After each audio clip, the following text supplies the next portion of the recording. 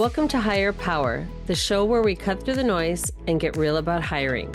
I'm Kim Frost, founder of Frost Connections, and after 25 plus years in the search industry, I've seen what works and what absolutely doesn't. If you're a founder, CEO, VP, or HR leader who's tired of bad hires and ready to build a team that actually fits your culture and vision, you're in the right place. Let's get into it. Hi, welcome back to Hire Power. I'm Kim Frost. Who would have thought we'd actually need rules for how to talk to each other?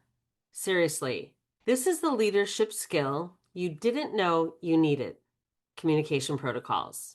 I've lived through all phases, and I'm going to date myself. Landlines with actual cords that had no voicemail.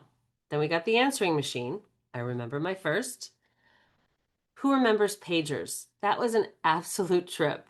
You'd get a page, then you'd have to pull over, find a payphone, and call the number back, and sometimes you wouldn't even know who you were calling back. Clearly that didn't last too long. Then came mobile phones, and emails, and text, then Teams, then Slack, then DM, WhatsApp, you name it, there's probably 100 more. And you'd think we'd be better communicators by now, but no. Somehow with all this tech, we've become less productive and more frustrated. Here's a scenario I bet you've experienced. Someone thinks their issue is urgent, so they call your office. No answer. Then they call your mobile. Still nothing. Text, then DM, then Slack, then Teams. At this point, they've reached out 6 different ways for something that probably could have waited for an email. That's not communication. That's chaos. And for me, when I see all these different modes of communication coming at me at once, I get so stressed out. And usually I'm in a meeting during this time. That's why I can't respond. So here's my rule. If you get my voicemail, that means I can't talk, period. I don't like to put people on hold, unless of course I see my mom calling. Because if I did, I'd spend all day bouncing people on and off hold. That doesn't make anyone feel valued, and it wrecks productivity.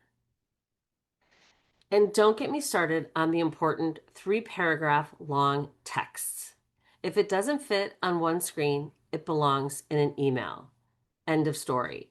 One of my favorites is, on my office voicemail, I always say, if the matter for which you are calling is urgent and time sensitive, please call my mobile. And I leave my mobile. I can't tell you how many people think what they're calling about is time sensitive and urgent.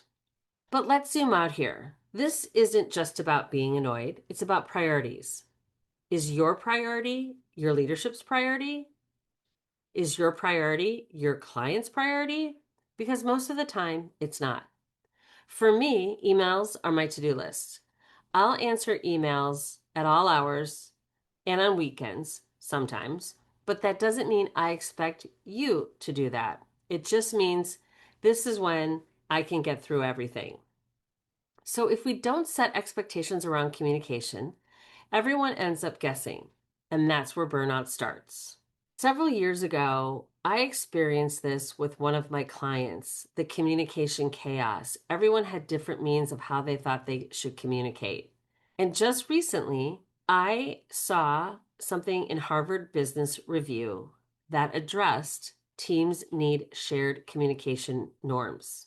Without them, you get constant interruptions, stress, and turnover. And maybe you even heard my text go off while I'm recording this podcast. Couple great examples of what some of my clients have done. One client introduced quiet time. For a few hours or a morning or an afternoon on a particular day, nobody was allowed to call or schedule meetings.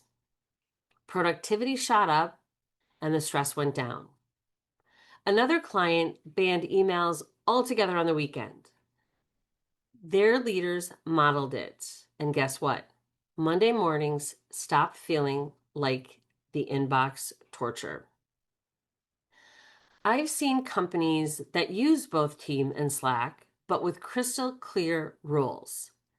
Slack is great for specific teams or groups that have one place to have all that information. Teams can be used for projects and files, but the key is people need to know which tool to use and when. Because here's what happens without rules. You'll get 5 different messages about the same thing.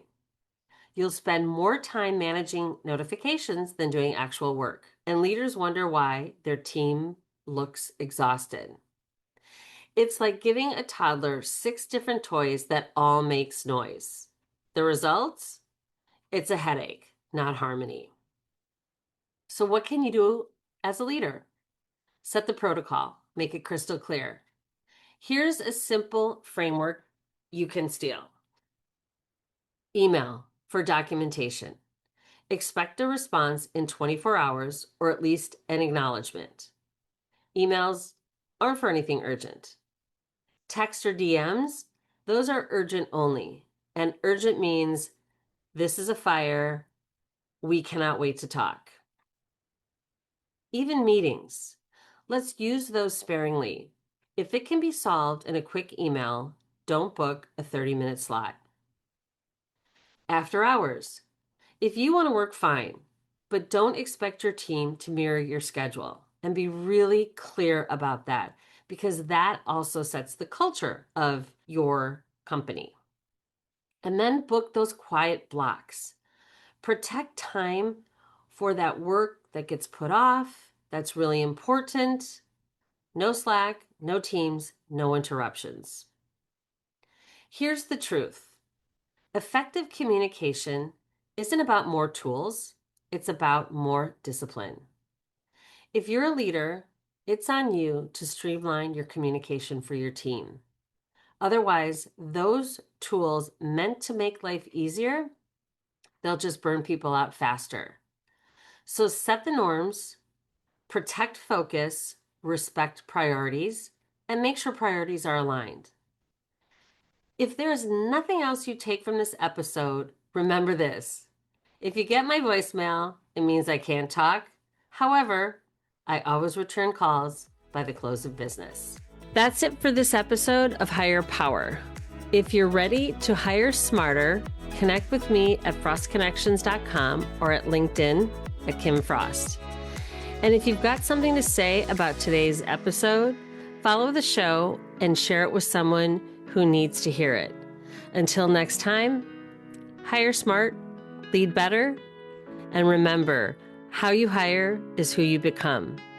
See you next week. No fluff, just better hires.